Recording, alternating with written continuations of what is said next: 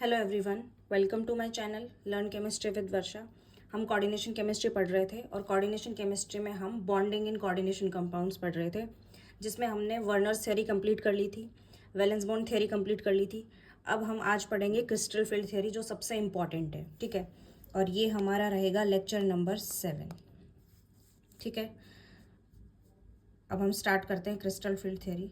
एक बार पहले crystal field theory start करने से पहले जो हमने वैलेंस बॉन्ड थ्योरी पढ़ी थी, उसमें हमने 2 ही कोऑर्डिनेशन नंबर पढ़े थे। ठीक है, coordination number 4, that is square planar complexes and tetrahedral complexes, and coordination number 6 which is octahedral complexes. ठीक है, उसके अलावा और भी कॉम्प्लेक्सेस होते हैं कोऑर्डिनेशन नंबर 2, जैसे रिप्रेजेंटेटिव एलिमेंट्स में होते हैं ना, उसी तरीके से इसमें भी होते हैं coordination number 2, coordination number 3 and coordination number 5। ठीक है, कोऑर्डिनेशन नंबर 2 अगर है, उसमें हम स्टेरिक नंबर फाइंड आउट करते हैं। ठीक है, हाइब्रिडाइजेशन निकाल के स्टेरिक नंबर फाइंड आउट करते हैं। यहाँ पे हम कोऑर्डिनेशन नंबर के अकॉर्डिंग हम डिसाइड करते हैं। ठीक है, तो क्या हो जाएगा, कोऑर्डिनेशन नंबर 2 अगर है तो क्या होगा, sp हाइब्रिडाइजेशन। ठीक है, और शेप क्या होगी, सॉरी ज्योमेट्री क्या होगी, लीनियर। ठीक है, और इसके एग्जाम्पल्स है AgNH3 ट्वाइस पॉजिटिव, ठीक है, एंड AgCN2 नेगेटिव। ठीक है, उसके बाद है कोऑर्डिनेशन नंबर 3। कोऑर्डिनेशन नंबर 3 में क्या है, sp2 hybridisation, triangle planar, angle होता है इसमें 120 डिग्री, इस वाले में 180 डिग्री था। ठीक है, और इसका एग्जाम्पल है HgI3 नेगेटिव। ठीक है, नेक्स्ट है कोऑर्डिनेशन नंबर 5। इसकी हाइब्रिडाइजेशन 2 हो सकती है, एक तो इसमें n-1d इनर ऑर्बिटल यूज हो सकता है d, और एक हो सकता है nd। ठीक है, और शेप क्या होगी इसकी, ट्रायगोनल बायपिरामिडल, TBP शेप होगी इसकी। ठीक है, और इसका एग्जाम्पल है metal carbonyl, that is FeCN5। ठीक है, सॉरी FeCO5 मेटल कार्बोनिल है। ठीक है, उसके बाद इसके लिमिटेशंस हैं, limitations of valence bond theory. ठीक है, तो हर चीज़ की लिमिटेशन होती है, तभी उसके बाद ही तो हम डिसाइड कर पाते हैं ना कि अगली थ्योरी जो है, अगली थ्योरी आती है, उससे पहले हमें लिमिटेशन बतानी पड़ती है कि उसकी क्या क्या लिमिटेशन रही, जो नेक्स्ट थ्योरी में हम देख पाते हैं। ठीक है, तो इसकी लिमिटेशंस क्या थी, following are the shortcomings of the, shortcomings means limitations of valence bond theory. ठीक है, तो फर्स्ट क्या है, it does not explain colour exhibited by the complex. ठीक है, सेकंड क्या है, it does not give a quantitative interpretation of thermodynamic and kinetic stability of the complex. ठीक है, ये क्या इंटरप्रेट नहीं कर पाया, थर्मोडायनेमिक और kinetic stabilities of the complex. ठीक है, ये हम आगे पढ़ेंगे, थर्मोडायनेमिक स्टेबिलिटी और काइनेटिक स्टेबिलिटी क्या होती है। ठीक है, उसके बाद है it does not distinguish between strong field ligand and weak field ligand. ठीक है, उसके बाद है does not make exact predictions regarding the tetrahedral and square planar structures. ठीक है, इसमें हमने हमने जो कॉम्प्लेक्सेस हैं, इनकी जो स्ट्रक्चर्स फाइंड आउट किए थे कोऑर्डिनेशन नंबर 4 में, ये हमने CFT का थोड़ा सा इन्फॉर्मेशन लेके हमने फाइंड आउट किया है। वो कम्प्लीटली जो VBT जो है उसका इंटरप्रिटेशन नहीं है वो। ठीक है, तो इसलिए लिखा हुआ है does not make exact predictions regarding the tetrahedral and square planar complexes. ठीक है, अब हम स्टार्ट करते हैं क्रिस्टल फील्ड थ्योरी। ठीक है, क्रिस्टल फील्ड थ्योरी जो है क्या थी, ये it is abbreviated as CFT। ठीक है, ये हम सब जानते ही हैं। ठीक है, it was given by Hans Bethe and JH Van Vleck. ठीक है, according to CFT there is a electrostatic interaction in between central metal atom or ion and donor atom of the ligand. ठीक है, in this way it is a kind of ionic bonding. ठीक है, electrostatic interaction है तो ये क्या है, kind of ionic bonding. According to this theory there is no covalent bonding. ठीक है, ये बाद में इसकी लिमिटेशन बनेगी, क्योंकि कोई भी कंपाउंड होता है ना, वो कंप्लीटली आयोनिक हो ही नहीं सकता। ठीक है, हम फजान्स रूल में और परसेंट आयोनिक कैरेक्टर निकालते हैं, उसमें पढ़ते हैं ना हम कि हर किसी कॉम्प्लेक्स में कोवेलेंट और आयोनिक दोनों तरह के कैरेक्टर होते हैं, कम ज़्यादा हो सकते हैं लेकिन होते दोनों तरह के हैं। कोई भी कंप्लीटली परफेक्टली आयोनिक नहीं हो सकता कोई भी कॉम्प्लेक्स, और कोई भी कॉम्प्लेक्स कंप्लीटली कोवेलेंट नहीं हो सकता। ठीक है, नेक्स्ट है it deals only with the d orbitals of the central atom. ठीक है, ये सिर्फ d ऑर्बिटल से डील करता है, ये भी इसकी आगे जाके लिमिटेशन बनेगी जो LFT में बताई जाएगी। ठीक है, लिगेंड फील्ड थ्योरी में। ठीक है, उसके बाद है, वो शायद आपके नहीं है लिगेंड फील्ड थ्योरी, नीट वालों के में नहीं है, लेकिन जो PGT के एग्जाम्स देते हैं, असिस्टेंट प्रोफेसर के जो एग्जाम्स देते हैं, उनके में है ये। ठीक है, तो also ligands are considered as point charge. ठीक है, it tells how the energies of the d orbitals of central metal atom are affected by the field of the ligand. ठीक है, ये क्या बताती है कि जो डी ऑर्बिटल्स है जो सेंट्रल मेटल एटम के, वो कैसे अफेक्ट होते हैं, किससे, फील्ड ऑफ लीगेंड से, फील्ड ऑफ द लीगेंड. ठीक है, मतलब स्ट्रॉन्ग फील्ड लीगेंड है, वीक फील्ड लीगेंड है, कौन सा ज़्यादा स्ट्रॉन्ग है, कौन सा ज़्यादा वीक है.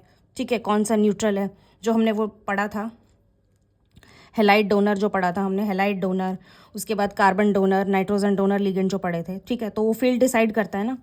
ठीक है, तो ये वाली जो हमने लिमिटेशन पढ़ी है ना, जो इसमें कि it does not distinguish between strong field ligand and weak field ligand, तो ये वीबीटी के बाद जब सीएफटी आई ना, तो सीएफटी ने ये चीज़ें बताई थी.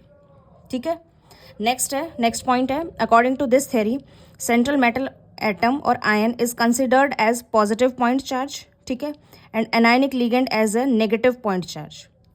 ठीक है, and neutral ligand as a point dipole. ठीक है, यहाँ पे डायपोल क्रिएट होता है किससे, न्यूट्रल लिगेंड से. नेक्स्ट है रिप्रेजेंटेशन. ठीक है, हम कैसे रिप्रेजेंट करते हैं इसको. ठीक है, इसमें क्या है, दो तरह के लिगेंड्स होते हैं, एक तो आयनिक होते हैं और एक होते हैं न्यूट्रल लिगेंड्स. आयनिक में कौन कौन से होते हैं, जैसे फ्लोराइड है, क्लोराइड है, फ्लोरिडो, क्लोरिडो, ऑक्सो. ठीक है, और पॉजिटिव भी होते हैं, जैसे फॉर एग्जांपल NO पॉजिटिव है. ठीक है, O2 पॉजिटिव है. ठीक है, इस तरीके से. तो इसमें क्या होता है, फॉर एग्जाम्पल M यहाँ पे मेटल है और L यहाँ पे लीगेंड है, तो मेटल पॉजिटिवली चार्ज होता है. ठीक है, और जो लीगेंड होता है वो क्या होता है, नेगेटिवली चार्ज. ठीक है, तो इसमें मेटल पे पॉजिटिव चार्ज, इस पे नेगेटिव चार्ज, तो ये क्या हो जाएगा, ion ion interaction in between metal and ligand. ठीक है, उसके बाद है न्यूट्रल लीगेंड में, जैसे वाटर है, अमोनिया है. ठीक है, EN है. ठीक है, ट्राई-इन है, ये सब हैं. तो उसमें क्या होगा, मेटल तो पॉजिटिवली चार्ज है और ये जो है इस पर डायपोल क्रिएट होगा. जैसे वाटर का डायपोल मैं आपको क्रिएट करके बताती हूँ, जैसे OH, इस पे डेल नेगेटिव, इस पे डेल पॉजिटिव, इस पे डेल पॉजिटिव, क्योंकि ऑक्सीजन जो होता है वो मोर इलेक्ट्रोनेगेटिव होता है.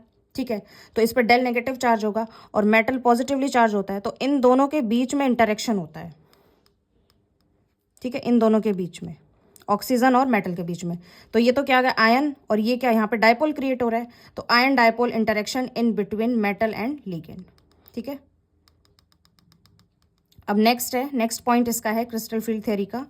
नेक्स्ट पॉइंट क्या है, when the ligands approaches the central metal atom, the 5d orbitals of central metal atom no longer have exactly the same energy. ठीक है, in fact they splitted into different energy levels, they are now no longer degenerate.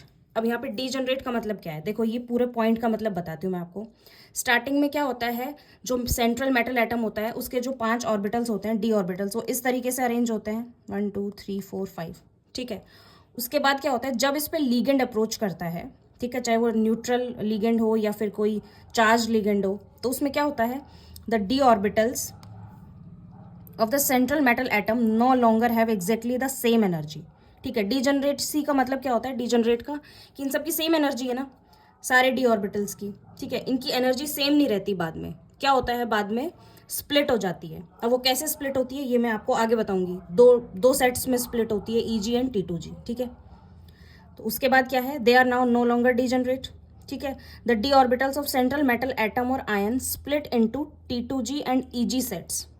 ठीक है, of orbitals having different energies is called crystal field splitting. इसको हम क्या बोलते हैं, crystal field splitting. ठीक है, अब क्या है ये, according to this theory, next point है, according to this theory low spin is called spin paired complex and high spin is called spin free complex. ठीक है, लो स्पिन में क्या करते हैं हमने पढ़ा था ना कि जो लो स्पिन होते हैं वो क्या करते हैं, स्पिन मतलब जैसे अगर 5 इलेक्ट्रॉन्स यहाँ पे फिल्ड हैं, फॉर एग्जांपल यहाँ पे 1 2 3 4 एंड 5. ठीक है, इसमें क्या हो जाती है, पेयरिंग हो जाती है, मतलब ये दो यहाँ पे आके पेयर हो जाते हैं यहाँ पे ऐसे, तो मतलब इसमें क्या हो रही है, पेयरिंग हो रही है.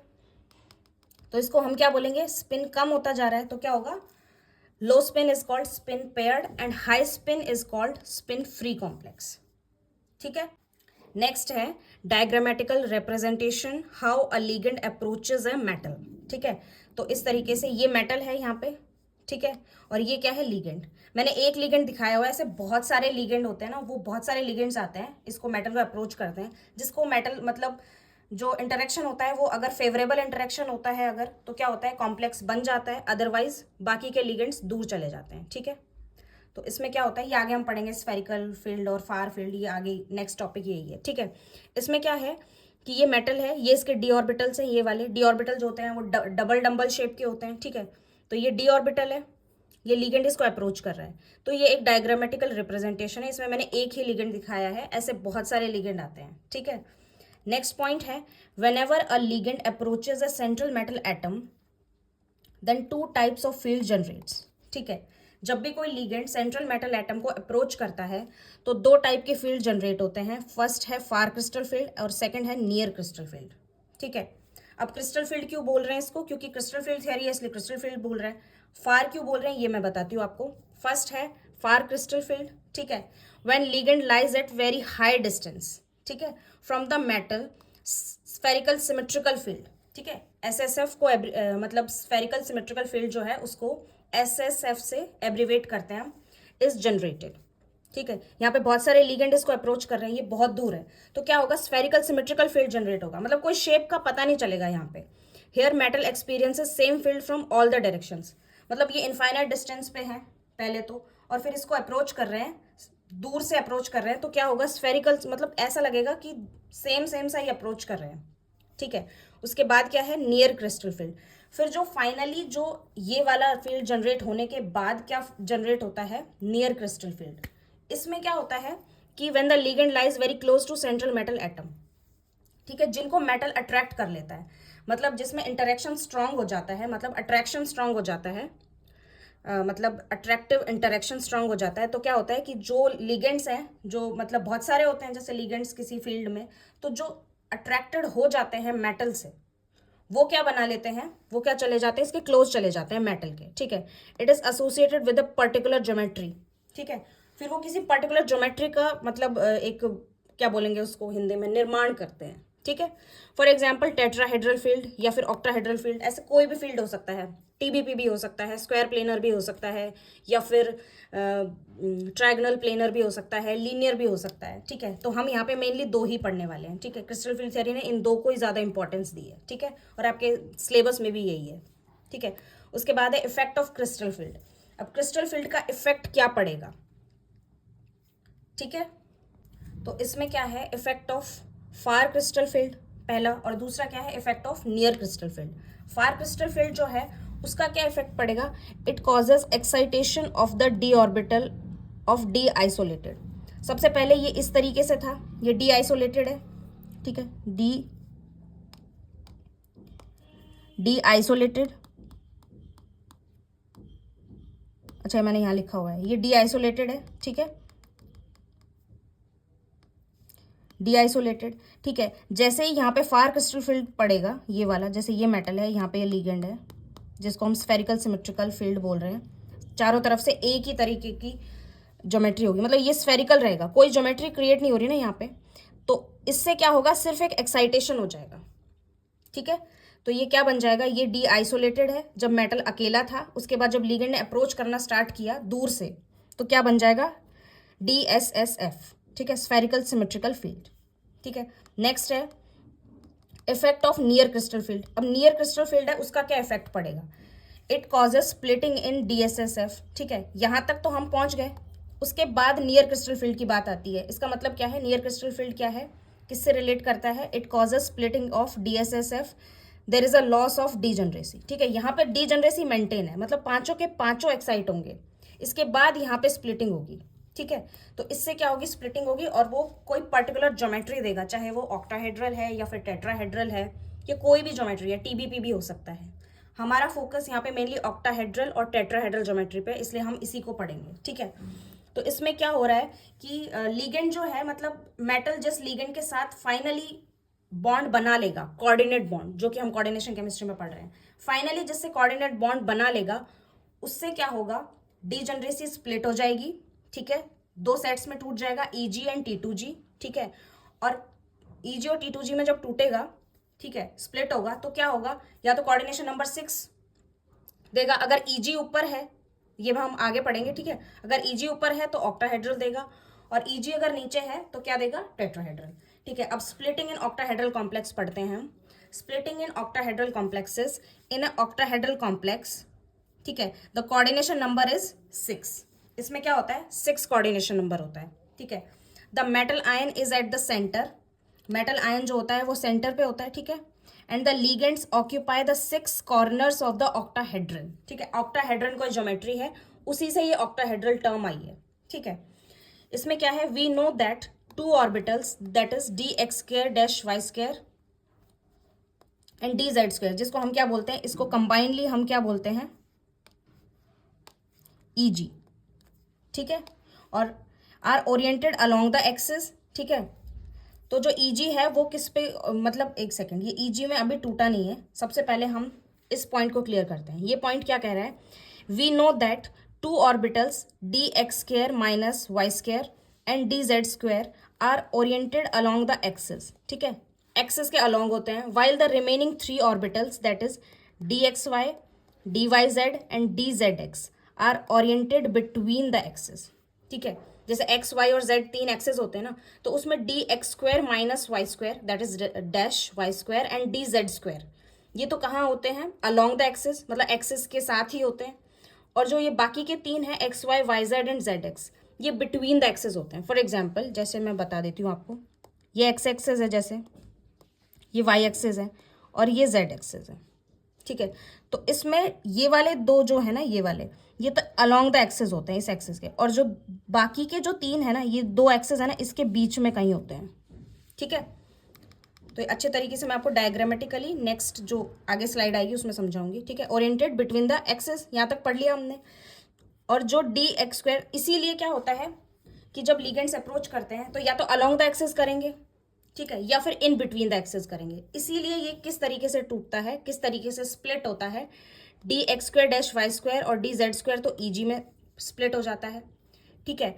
और ये जो है, ये जो 3 है, ये किस में स्प्लिट हो जाते हैं, T2G। इनका नाम अलग से इसलिए दे दिया है, T यहाँ पे क्यों दिया है, ट्रिपली डीजेनरेट, यहाँ पे 3 ऑर्बिटल्स है।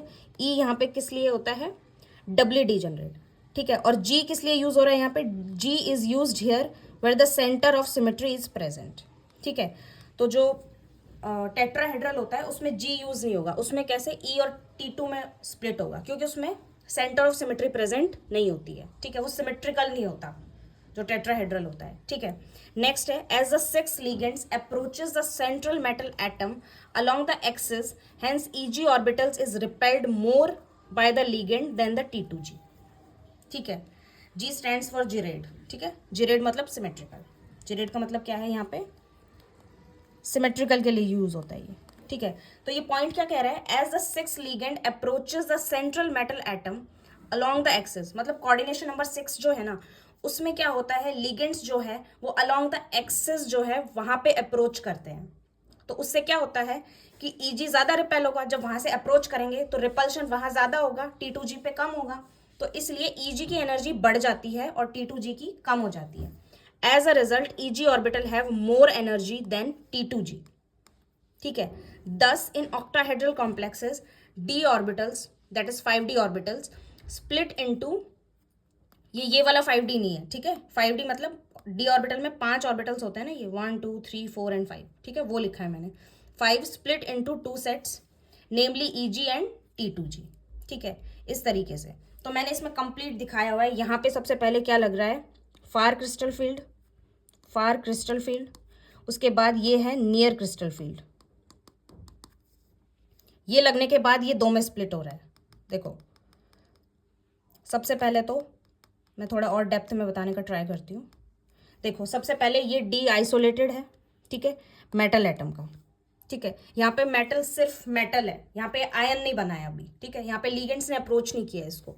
तो सबसे पहले तो ये आइसोलेटेड है, मतलब अलग है। आइसोलेशन का मतलब क्या होता है, अलग होता है ना, ठीक है। फिर यहाँ पे क्या किया, फार क्रिस्टल फील्ड जो है उसने अप्रोच किया, फार क्रिस्टल फील्ड, फार क्रिस्टल फील्ड, जिससे क्या हुआ, ये एक्साइटेशन, ठीक है। उसके बाद किसने अप्रोच किया, नियर क्रिस्टल फील्ड, जिसकी कोई पर्टिकुलर ज्योमेट्री होती है। तो यहाँ पे क्या पर्टिकुलर ज्योमेट्री बन रही है, ऑक्टाहेड्रल, तो किस में स्प्लिट हो गया, जो लिगेंड्स आए वो किसके अलोंग आए, एक्सेस के अलोंग आए, और ईजी एक्सेस के अलोंग होता है, तो ईजी की एनर्जी बढ़ गई और T2G की घट गई, कम हो गई, ठीक है। तो यहाँ पे हम एक ये डॉटेड लाइन से ड्रॉ करके ये क्या बोलेंगे इसको, centre of gravity line which is barycentre, ठीक है। एग्जाम में ये भी आ सकता है कि बेरी सेंटर क्या होता है, ठीक है। तो ये कंप्लीटली क्या है, कंप्लीटली क्या है, ये डेल ओ, इसको हम क्या बोलेंगे, डेल ओ, डेल ओ, ठीक है। तो यहाँ पे कितने ऑर्बिटल्स हैं, 1 2 एंड 3। तो अब हम क्या करेंगे, ये डेल ओ हो गया, ठीक है। अब यहाँ पे ये 0.4, मतलब ये जो बेरी सेंटर है यहाँ से ये 0.4 है, ये छोटा है और ये बड़ा है 0.6, मतलब कंप्लीट अगर 1 डेल ओ है अगर, ठीक है, तो दोनों में स्प्लिट होगा तो ये क्या होगा, 0.6 प्लस 0.4, तो कितना हो जाएगा, 1 हो जाएगा ना, इसके इक्वल हो जाएगा 0.6 del O plus 0.4 del O, ठीक है। तो इसका मतलब, और ये माइनस यहाँ पे किस लिए लगा है, क्योंकि ये बेरी सेंटर से नीचे जा रहा है, ठीक है, ये नेगेटिव वाली साइड है, ये पॉजिटिव वाली साइड है, ठीक है, इसीलिए इसको लिखा है 0.6 डेल ओ, मतलब 0.6 प्लस 0.6 डेल ओ, और इसको क्या लिखा है, माइनस 0.4 डेल ओ, ठीक है। नेक्स्ट है, नेक्स्ट मैं बताती हूँ क्या है, नेक्स्ट है crystal field splitting, where del O is crystal field splitting energy of octahedral complex, ठीक है। CFSE crystal field stabilisation energy और क्रिस्टल फील्ड स्प्लिटिंग एनर्जी दोनों अलग अलग चीज़ें हैं, ठीक है। क्रिस्टल फील्ड स्प्लिटिंग एनर्जी तो कौन सी होती है, डेल ओ, ठीक है। अब नेक्स्ट है other ways to write 0.6 del O and 0.4 del O, ठीक है। इनको और कैसे कैसे लिख सकते हैं हम, ठीक है। 1 डेल ओ कितना होता है, इक्वल्स टू 10 DQ, ठीक है, ये मैंने यहाँ पे लिखा हुआ है, ठीक है।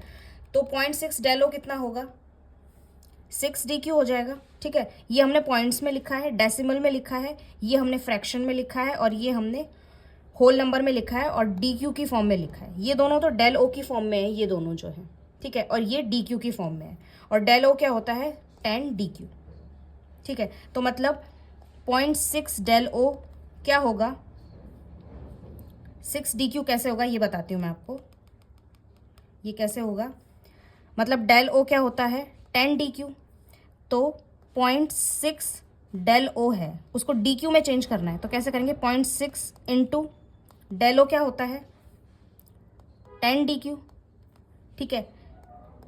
इसको डेसिमल को हटा के अपॉन में 10 करेंगे, तो इंटू 10, सॉरी अपॉन 10, ये 10 से 0 से 0 कैंसिल हो जाएगा, तो ये क्या हो जाएगा, 6 DQ। इसी तरीके से 4 वाला हो जाएगा, 4 वाला देखो, 4 वाला भी बता देती हूँ मैं आपको कैसे होगा। 4 वाला जैसे 0.4 डेल ओ है अगर, और हमें इसको किस में चेंज करना है, DQ में, तो कैसे चेंज होगा, 0.4 इंटू डेल ओ की जगह क्या लिखेंगे, 10 DQ, ठीक है। ये डेसिमल हटा के यहाँ पे अपॉन में 10 आ जाएगा, 0 से 0 कैंसिल हो जाएगा, ये क्या हो जाएगा, 4 DQ, ठीक है। तो इस तरीके से ही हो जाएगा। अब नेक्स्ट है यहाँ पे 0.4 डेल ओ को क्या लिखा है, 4 DQ, या फिर 2/5 डेल ओ। अब इसको हम डिवाइड करेंगे तो यही आएगा 0.4 डेल ओ, कैसे आएगा देखो, 0.54 ज़ा 20, इस तरीके से ही आएगा, ठीक है। ये डिवाइड तो आप कर ही लेंगे, ये तो इजी है, मैथमेटिक्स है, ठीक है।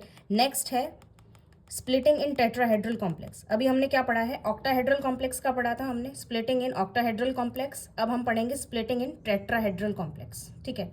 इसमें क्या है, कोऑर्डिनेशन नंबर क्या होता है, 4, ठीक है। The coordination number is 4 for tetrahedral complex, ठीक है। Following is the figure which represents tetrahedral arrangement of 4 ligand surrounding a metal ion, ठीक है। ये मेटल आयन है, ठीक है, प्लस माइनस एन लिख देते हैं यहाँ पे, ठीक है। ये क्या है कि 4 लिगेंड्स है जिसने किसको सराउंड किया हुआ है, मेटल को, ion, placing ligands at the alternate corners of the cube. ये क्यूब में ऑल्टरनेट जो क्यूब के जो कॉर्नर्स होते हैं वहां पे लिगेंड्स रखे हुए हैं, ठीक है। ये रेड डॉट जो मैंने लगाया हुआ है, रेड सर्कल जो लगाया हुआ है, डार्क सर्कल, ये क्या है, लिगेंड्स है, और वाइट कलर से क्या लिखा है मैंने, मेटल, ठीक है।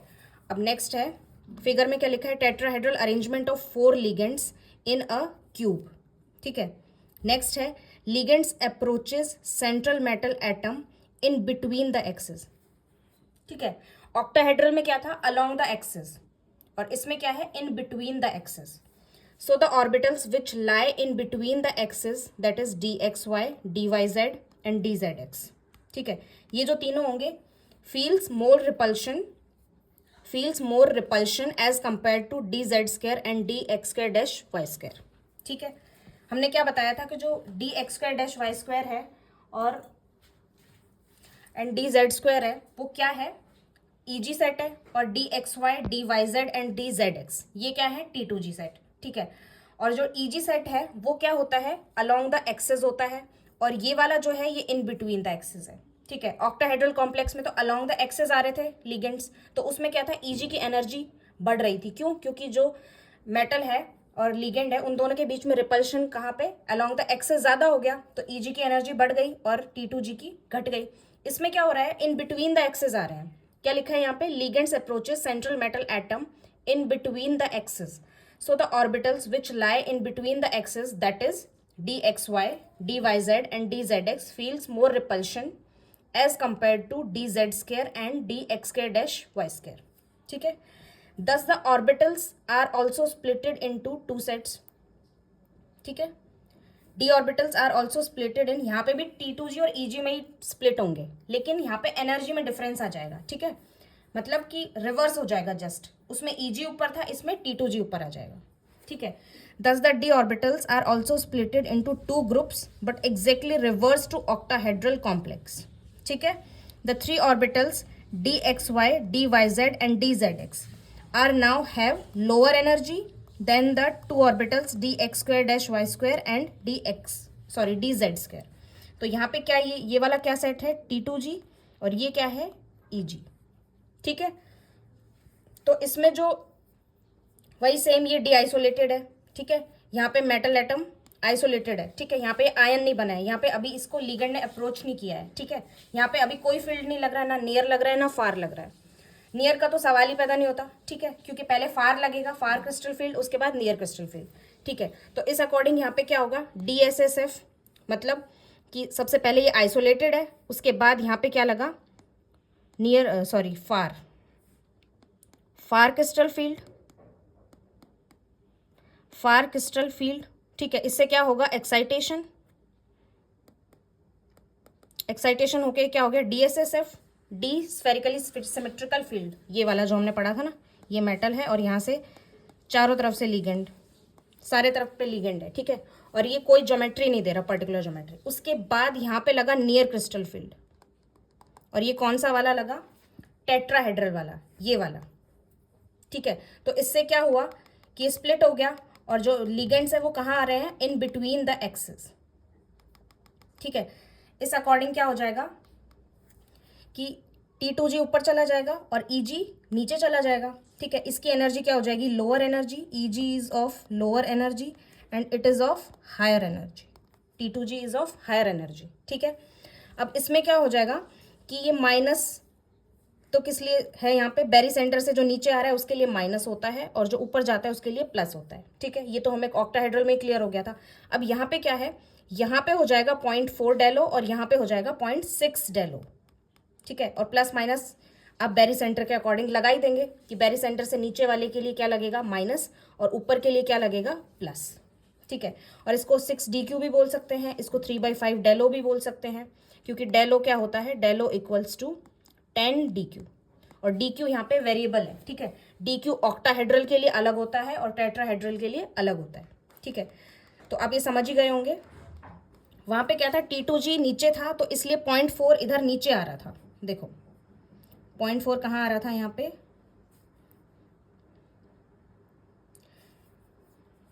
एक सेकेंड, यहाँ पर 0.4 नीचे आ रहा था. यहाँ पे 3 जो सेट थे वहाँ पे 0.4 इसके साथ आ रहा था. यहाँ पे 2 सेट है तो यहाँ पे 0.6 ऊपर आ रहा था. इसमें क्या है, इसमें सेट ये वाला ऊपर है तो इधर 0.4 ऊपर आएगा और इधर 0.6 नीचे आएगा, और जो नेगेटिव साइन जो है वो नीचे वाले के साथ ही आएगा. ठीक है, यहाँ पे ये नीचे है तो यहाँ पे नेगेटिव साइन इसके साथ आएगा, बेरी सेंटर से जो नीचे आएगा उसके साथ. ठीक है, तो यहाँ पे वही सेम, मेरे को दोबारा बताने की जरूरत नहीं है कि 0.6 को 6DQ भी लिख सकते हैं, 3/5 डेलो भी लिख सकते हैं. ठीक है, और 0.4 डेलो को 4DQ भी लिख सकते हैं, और 2/5 डेलो भी लिख सकते हैं. ठीक है, क्योंकि डेलो क्या होता है, इक्वल्स टू 10DQ, और DQ is variable. Which is different for tetrahedral, octahedral, trigonal, planar, सबके लिए अलग अलग होता है, ठीक है। अब नेक्स्ट है, सॉरी मैंने यहाँ पे डेल ओ लिख दिया, यहाँ पे डेल टी आएगा, गलती से लिख दिया मैंने, यहाँ पे आएगा डेल टी। सब जगह पे जहाँ भी मैंने डेल ओ लिखा है वहाँ पे डेल टी कर लीजिएगा आप, क्योंकि ये टेट्राहेड्रल ज्योमेट्री है ना, डेल टी टी, और यहाँ पे भी टी, यहाँ पे भी टी, ठीक है। और यहाँ पे जी नहीं आएगा क्योंकि यहाँ पे सेंटर ऑफ सिमेट्री प्रेजेंट नहीं है, तो यहाँ पे ये ई और T2 में स्प्लिट होगा, ठीक है।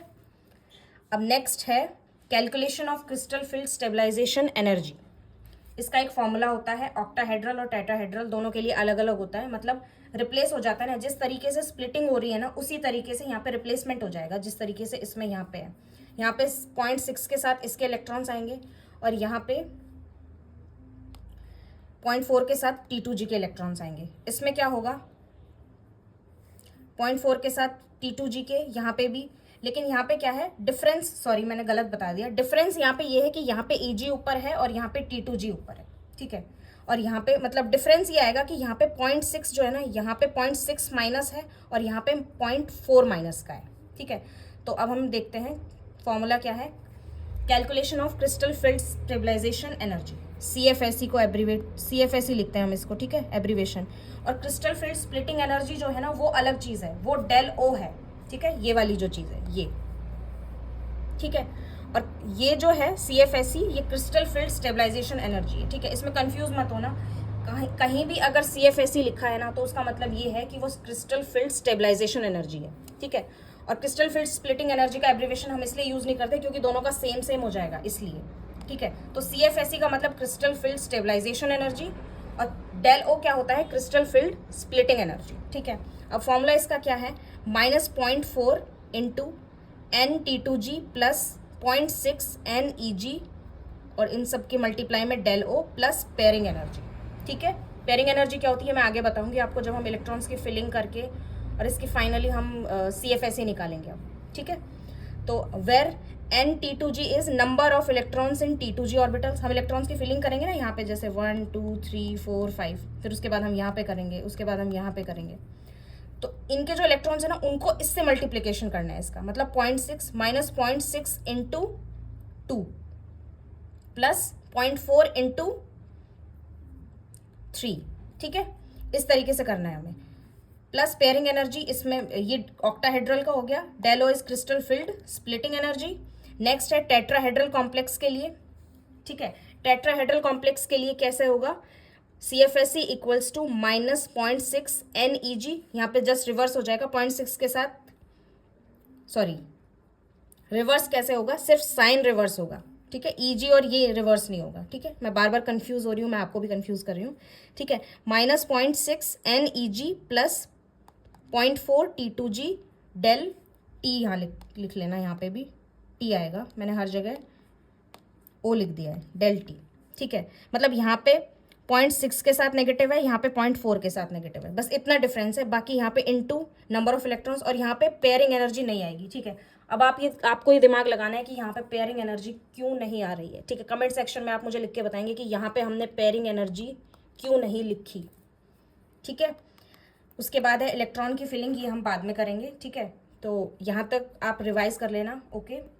तो ये लेक्चर नंबर कौन सा था, लेक्चर नंबर 7। इसके बाद हम इलेक्ट्रॉन्स की फिलिंग सीखेंगे, इलेक्ट्रॉन्स की फिलिंग कैसे होती है, ठीक है। तब तक के लिए आप ये लेक्चर रिवाइज कीजिए, उसके बाद मैं आपको इलेक्ट्रॉन की फिलिंग सिखाऊंगी। आप खुद से भी एक बार ट्राई करके देखना कि इलेक्ट्रॉन्स कैसे फिल होते हैं, क्योंकि मैंने आपको VBT में तो बता ही दिया कि SFL में कैसे फिलिंग होती है और WFL में कैसे होती है। तो आप अपनी तरफ से भी एक बार ट्राई करना, CFSE फाइंड आउट करना मैं आपको बाद में सिखा दूंगी, ठीक है। इलेक्ट्रॉन्स की फिलिंग तो आपको आनी चाहिए क्योंकि मैंने SFL और WFL दोनों सिखा दिए हैं आपको, ठीक है। Okay, this is all about this lecture. Thank you. Keep watching and keep learning. All the best.